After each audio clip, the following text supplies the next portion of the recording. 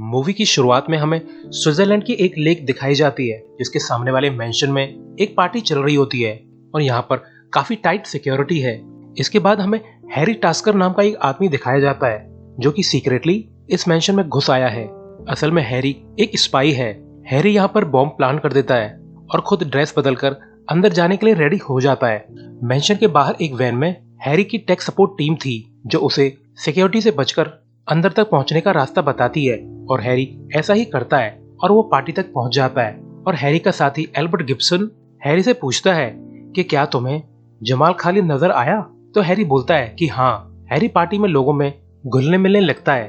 फिर हैरी को उसका साथी गिब्सन रूट बताने लगता है तो हैरी सीक्रेटली एक रूम तक पहुंच जाता है और वहां एक कंप्यूटर से अपनी डिवाइस कनेक्ट कर देता है और इसी वक्त हैरी के टेक सपोर्ट फैजल को इस कंप्यूटर की फाइल रिसीव होने लगती है। हैरी फिर पार्टी वाले हॉल लौट आता है और एक स्कल्पचर को देखने लगता है और यहाँ उसकी मुलाकात जूनो नाम की एक लेडी से होती है। दोनों बातों ही बातों में अच्छे दोस्त बन जाते हैं और फिर दोनों डांस करने लगते हैं। वहीं एक सिक्योरिटी वाले को वो जगह मिल जाती है जहाँ से बर्फ तोड़कर हैरी अंदर आया था।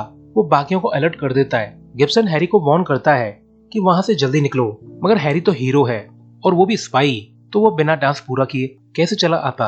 अब जूनो हैरी पर पूरी तरह से लट्टू हो चुकी थी और वो हैरी को अपना विजिटिंग कार्ड दे देती है। हैरी फिर पार्टी से निकल जाता है और अपने ऑलरेडी प्लांटेड बॉम्ब को ब्लास्ट कर देता है और इसके बाद अंकल टर्मिनेटर डिस्ट्रैक्शन का फायदा उठाकर यहाँ से दौड़ लगाना स्टार्ट कर देता है। मगर सिक्योरिटी वाले फिर भी उसका तेजी से पीछा करते हैं, मगर हैरी कईयों को मारकर बाहर तक पहुंच जाता है जहां उसकी टेक सपोर्ट टीम भी पहुंच चुकी थी और ये लोग फिर यहाँ से निकल जाते हैं। हैरी फिर अपने घर पहुंच जाता है। दरअसल हैरी दोहरी जिंदगी जी रहा है, एक स्पाई की और एक ऑर्डिनरी सेल्समैन की, और हैरी की फैमिली को नहीं पता है कि वो एक स्पाई है। हैरी की वाइफ का नाम हेलन है और बेटी का नाम डेना। इसके बाद गिब्सन अपना मस्त चश्मा पहनकर हैरी के घर आ जाता है और एक जगह पर एक सिगरेट का पैक रख देता है और हैरी से फिर कहता है कि इस चश्मे को ट्राई करो। तो हैरी देखता है कि उसकी बेटी उसके कोट से पैसा चुरा रही है।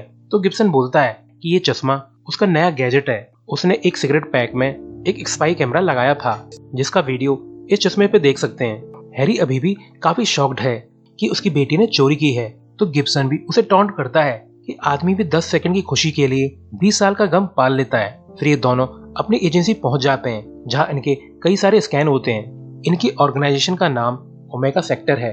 इनका बॉस स्पेंसर ट्रिबली है और वो इन पर काफी भड़कता है। इनके लास्ट मिशन पर हंगामा करने के लिए फैजल सभी को जमाल खालिद का फोटो दिखाकर कहता है कि जमाल एक करोड़पति है और हाल ही में उसने एक बैंक में $100 मिलियन ट्रांसफर किया है और ये बैंक असल में एक डिस्गाइज फ्रंट है टेररिस्ट को फंडिंग करने के लिए। और एक हफ्ते पहले कजाकिस्तान से 4 न्यूक्लियर वॉरहेड स्मगल हुए हैं और शायद जमाल उन्हें अमेरिका में स्मगल करना चाहता है।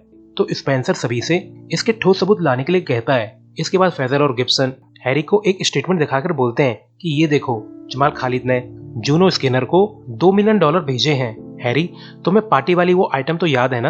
फैजल स्माइल करके कहता है कि जूनो काफी सुंदर जरूर है, मगर उसके लिए भी 2 मिलियन मार्केट रेट से काफी ज्यादा है। तो हैरी के पार्टनर उसे चिढ़ाने के लिए डांस करने लगते हैं जैसा कि हैरी और जूनो ने उस पार्टी में किया था। इसके बाद हैरी फिर से जूनो से मिलने पहुंच जाता है, मगर इस बार हैरी यहाँ पर एक कॉर्पोरेट आर्ट कंपनी का रिप्रेजेंटेटिव बनकर आया था। वो अपने क्लाइंट के लिए कुछ खरीदना चाहता है। तो जूनो हैरी को लॉबी से ले जाने लगती है जहाँ पर मिडल ईस्ट से न्यू एंटिक्स लाए गए थे। जूनो बताती है कि ज्यादातर एंटिक्स एंशिएंट पर्सिया से आते हैं और जो कि ईरान, इराक और सीरिया की रेत में दफन है। और इसी समय एक वर्कर हैरी और जूनो पर नजर रख रहा था और हैरी के जाने के बाद ये आदमी जूनो को जोरदार थप्पड़ मारता है। असल में ये आदमी सलीम अबू अजीज है जो कि जूनो का एम्प्लॉयर है। सलीम जूनो पर काफी भड़कता है कि तुम्हें पता है इस समय तुम पर और तुम्हारे वेयर हाउस पर सीक्रेट एजेंट्स नजर रख रहे हैं और तुम्हारे फोन को भी टैप किया गया है। तुम्हारा ये आशिक कौन है इसका पता लगाओ। वहीं दूसरी तरफ हैरी को फैजल रिपोर्ट करता है कि जैसे ही तुम जूनो से मिलकर निकले थे उसी टाइम से काफी लोगों ने तुम्हारे बारे में सर्च करना चालू कर दिया है। ये जूनो तो पूरे मिडिल ईस्ट से एंटिक्स इंपोर्ट करती है और इसके आड़ में वो आर्म्स, मिसाइल्स आसानी से इंपोर्ट कर सकती है। इसके बाद जब गिब्सन हैरी को जब ड्रॉप करने जा रहा होता है तब एक कार उनका पीछा करने लगती है। इसमें सलीम और उसके आदमी थे। तो हैरी कार से उतरकर बाहर चल देता है। असल में हैरी ने वो चश्मा पहन रखा था जिसमें सिगरेट पैक से वीडियो फुटेज शो होती है। तो हैरी सिगरेट पैक को गुंडों की तरफ करके एक मॉल में चला जाता है और इसके बाद जब हैरी टंकी खाली कर रहा होता है तभी गुंडे उस पर हमला कर देते हैं, मगर हैरी इन्हें आसानी से पीट देता है। मगर इस लड़ाई के दौरान वॉशरूम में एक दद्दू का डर के मारे प्रेशर बिगड़ जाता है। मगर इसी समय सलीम भी यहाँ तक पहुंचकर फायरिंग करने लगता है, मगर काफी देर गन फाइट के बाद सलीम वहां से भाग निकलता है। गिब्सन उसे रोकने की कोशिश करता है मगर सलीम उस पर फायरिंग करना स्टार्ट कर देता है। और गजब बात ये थी कि गिब्सन इतनी सारी गोलियों से एक पोल के पीछे छुपकर बच जाता है, जबकि उसका पीट और बम्पी तो पोल से बाहर निकल रहा था। उसको कोई भी गोली नहीं लगी। बड़ी हैरानी की बात है।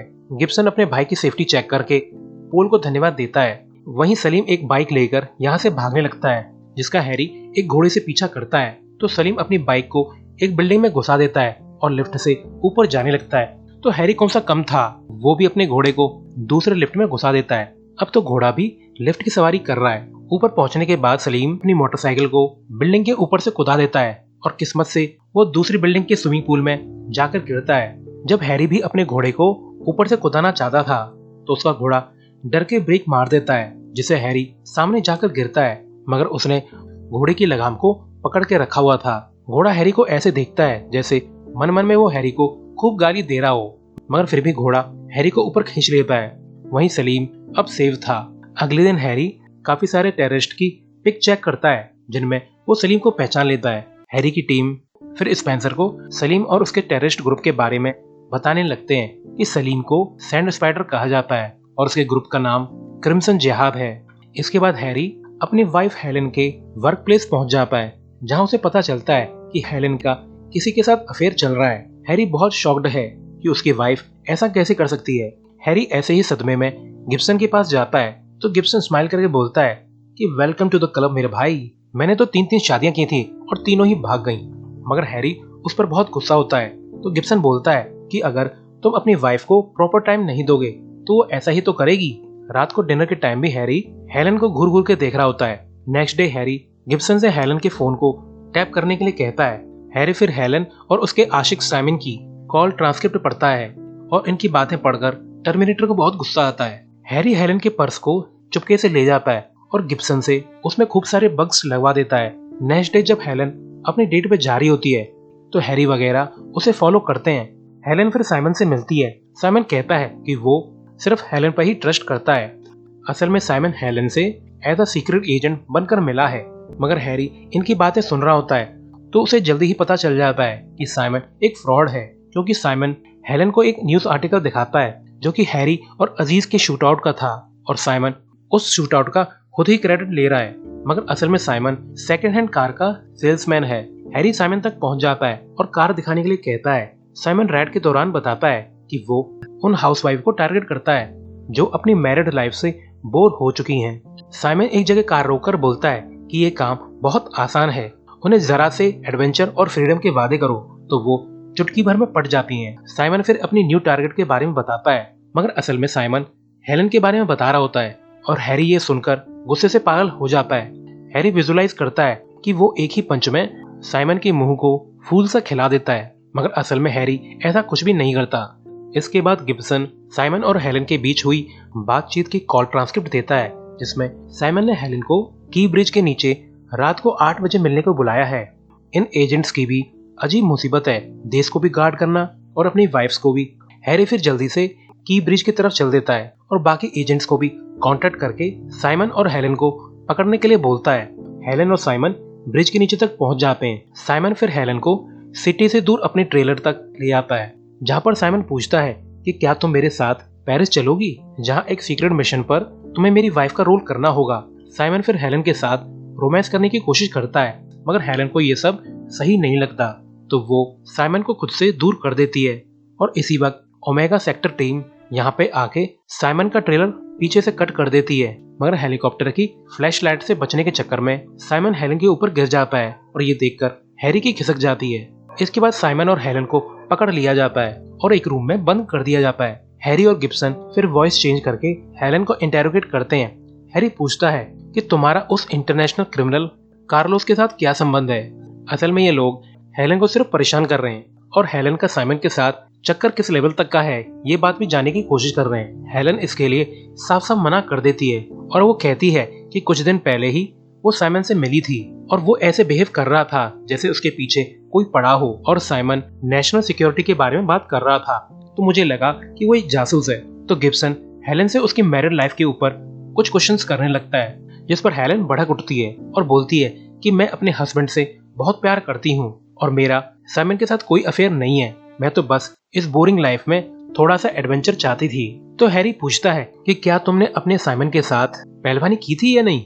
तो हेलन गुस्से में मिरर में अपना स्टूल दे मारती है और ये सब देखकर हैरी के चेहरे पर स्माइल आ जाती है और वो सोचता है कि अगर हेलन को एडवेंचर चाहिए तो वो उसे मिलेगा। और वो हेलन से कहता है कि अगर आप अपनी मुसीबत से बचना चाहती हो तो आपको हमारे लिए काम करना होगा, जिसके लिए हेलन मान जाती है। तो हैरी बोलता है कि तुमसे हमारा आदमी बोरिस कांटेक्ट करेगा और तुम्हारा कोड नेम डोरिस होगा। फिर ये लोग हेलन को ब्रिज के नीचे छोड़ देते हैं और फिर ये दोनों साइमन को डराने लगते हैं कि मिस्टर कार्लोस मरने के लिए तैयार हो जाओ, मगर गन देखकर साइमन की चटक जाती है और वो डर के मारे सुसु कर देता है। तो हैरी को लगता है कि ये फट्टू आदमी तो आतंकवादी तो नहीं हो सकता, असल में हैरी तो बस उसे डराना चाहता था।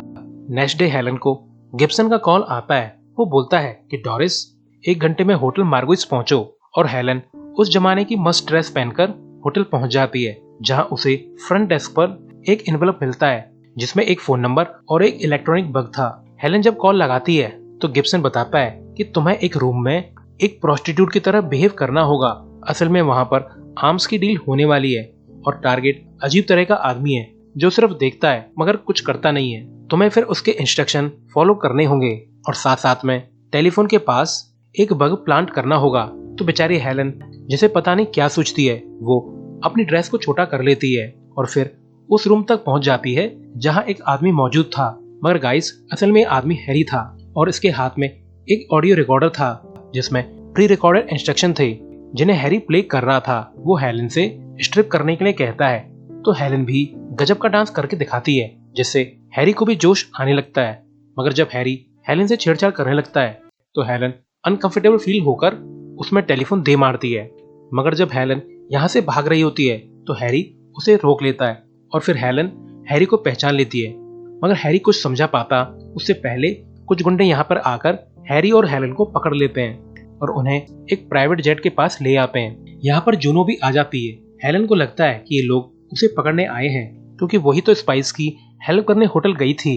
फिर इन्हें जेट पर ले जाकर बेहोश कर दिया जाता है। फिर जूनो हैरी और हेलन को सलीम के पास ले आती है। जूनो फिर सभी को 4 हॉर्समैन की स्टैचूज दिखाती है जो उसने इम्पोर्ट की हैं।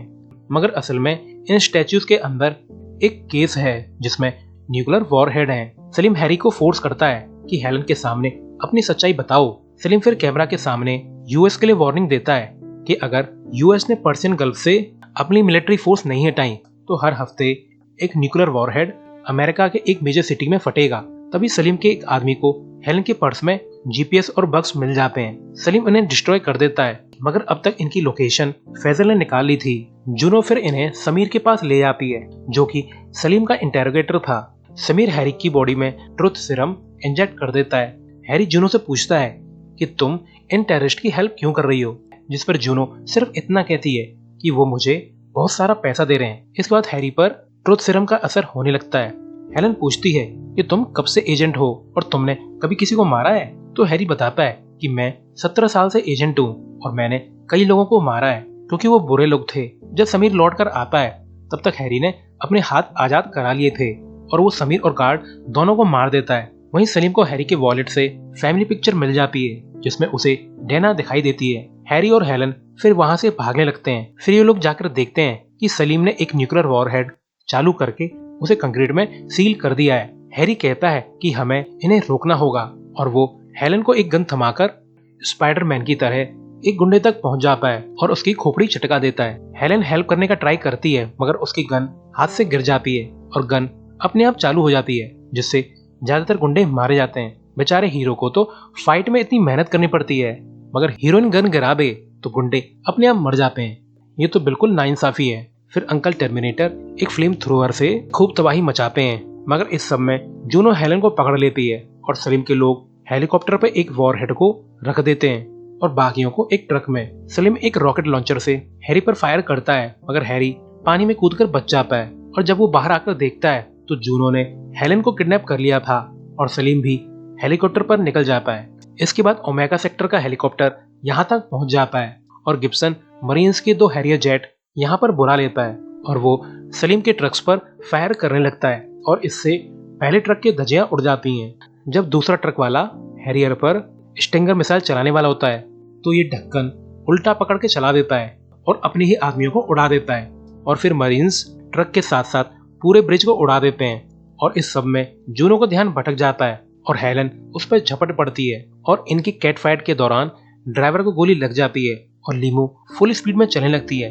हेलन जूनो को शैंपेन की बोतल से टर्न कर देती है और कार से बाहर निकलने का ट्राई करती है। हैरी भी हेलीकॉप्टर लेकर यहाँ तक पहुंच जाता है और हेलन को ऊपर खींच लेता है और ये लीमू टूटे हुए ब्रिज से पानी में जा गिरती है। फिर सभी हेलीकॉप्टर और हैरियर लैंड करते हैं, मगर इसी टाइम फ्लोरिडा के आइलैंड पर सलीम का वो वाला वॉरहेड फट जाता है जिसे उसने कंक्रीट में सील किया था। इसके बाद गिब्सन हैरी को इन्फॉर्म करता है कि सलीम का हेलीकॉप्टर मायामी की बिल्डिंग में उतरा है और वो लोग 20वीं मंजिल पे मौजूद हैं। मगर एक बैड न्यूज है कि तुम्हारी बेटी डैना न जाने उनके कब्जे में कैसे है। असल में सलीम ने हैरी के वॉलेट में डैना की फोटो देख ली थी, तो हैरी की बेटी के बारे में जानकर इन आतंकवादियों ने डैना का किडनैप कर लिया था।